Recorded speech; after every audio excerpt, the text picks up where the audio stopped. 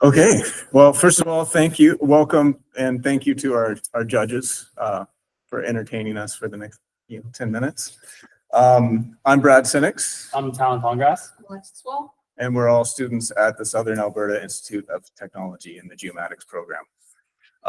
So moving right into our presentation. Obviously, we're talking about Banff, but we're using geomatics to really enhance the communities and the tourism experiences in the area. So the problem and the way we sort of visualize this problem is when we really heard that there were up to 40,000 people in Banff on a busy summer day. Like, wow, that's a lot of people. And I know Banff's only 4 square kilometers, but they're really within like a 1 or 2 square kilometer area. So that is really exceeding or meeting the population density of a place like New York City or Delhi in India, which are 2 of the most densely populated places in the world. So in order to handle that kind of density, there are going to have to be significant improvements to the infrastructure in Banff over time. And I think everybody there knows that's the case. So we looked at a variety of approaches when we thought about this problem, and the ones we sort of settled on tackling, first of all, the parking issue. We felt like geomatics can really help in that regard. Also, pedestrians, the congestion caused by pedestrians, and also their safety.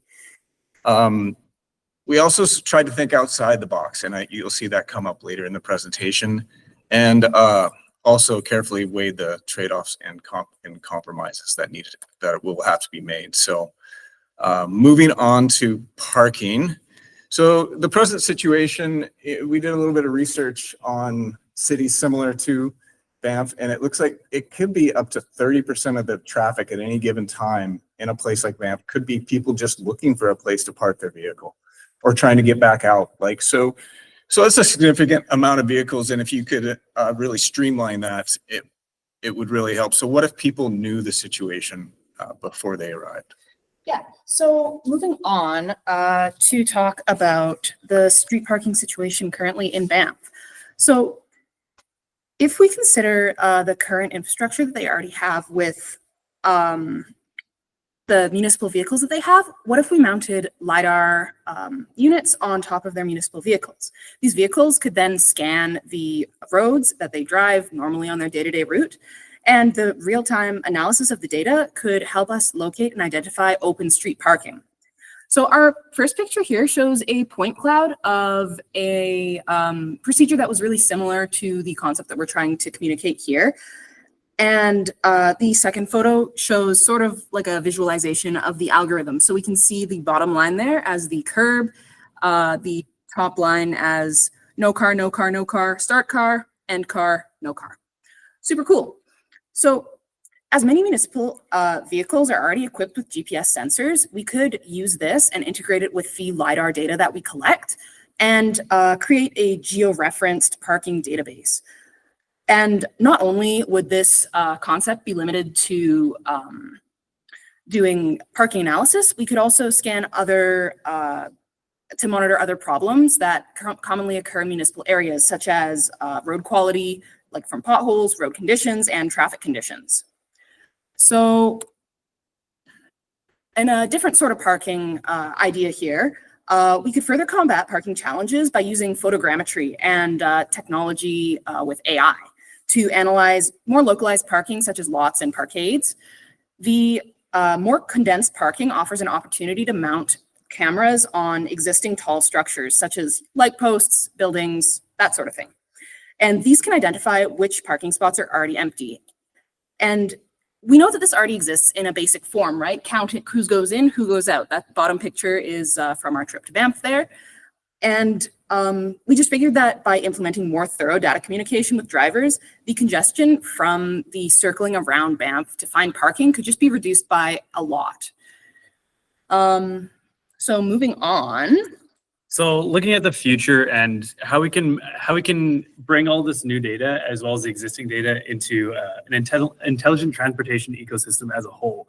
So using this new parking monitoring data, we can provide live and accurate counts of how many spots are available at certain lots in Banff. And we can provide this data on dynamically changing signs as you are getting closer to Banff, as well as throughout Banff, to give travelers as much information as possible to make an informed decision, so that we can reduce the amount of people stuck driving around circles in parking lots, as well as, you know, the surrounding streets. And combining this new data collection with the existing data collection that the town of Banff already does, because they do a lot of data collection as is, and combining that with smart city traffic control methods that I'll get into in the next slide here, to provide one cohesive solution that also is a comprehensive data management and collection software, and kind of provide it in one dashboard to the town. So shifting from the parking side of things to now the pedestrian congestion side of things. As shown in this map, we can see that the darker red areas on this map are the areas where people are found to like concentrate more. And this was provided with the data that the town of Banff gave us on cell phone pinging. And we can see that on opposing sides of the street there's two large dark areas, which shows that we have a lot of people crossing Banff Ave.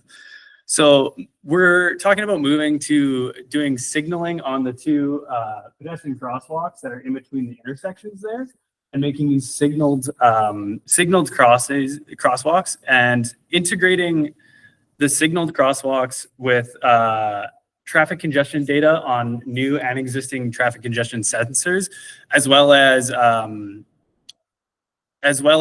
implementing smart city traffic management systems to better improve timing of lights, as well as syncing the traffic lights with the pedestrian crosswalks to continue the flow of traffic and not have it be impeded by people wanting to cross the street.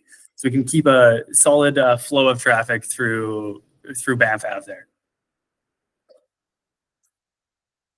Moving forward, so with all of this new data that we're going to be able to collect with the LiDAR units and the GPS units, a really more robust data set. So we started looking at some ideas that we didn't hear about yesterday in Banff, but I know during COVID, when they shut down Banff Avenue,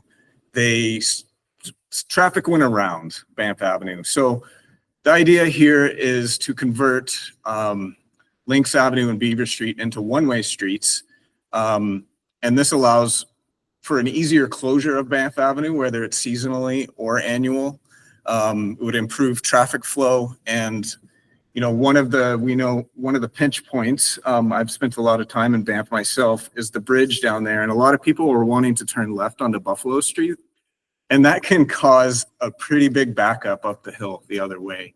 So if you had this one-way situation and that was not an option anymore, then you would really, the traffic would flow a lot smoother in the area, especially in busy times.